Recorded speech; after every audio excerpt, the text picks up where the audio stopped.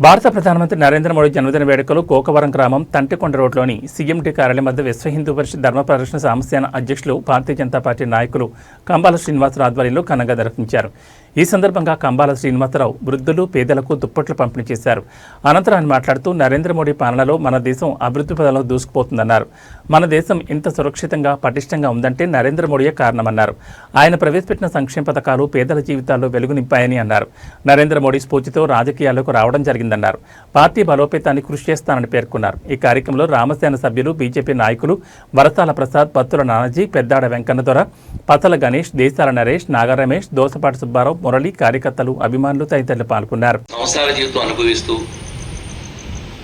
అలాంటి జీవితం నాకు వద్దు అని చెప్పి, పిల్లలు కూడా వద్దనుకుని చెప్పి, భారతదేశంలో ఉండే వాళ్ళందరూ కూడా నా బిడ్డలు అనుకుని ఆయన అందరినీ కూడా బిడ్డలా చూసుకుంటూ క్రైస్తవుడు, ముస్లిము, హిందూ అనే భేదం లేకుండా భారతదేశాన్ని కాపాడుకుంటున్నట్టు వ్యక్తి నరేంద్ర మోడీ గారు.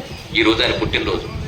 ఆయన పుట్టినరోజు సందర్భంగా ఎవరైతే వృద్ధులు ఉన్నారో వారికి అందరికీ దుప్పట్లు పంచిపెడదామని చెప్పని ఆయన పేరు మీద చెప్పి నేను తీసుకున్నాను.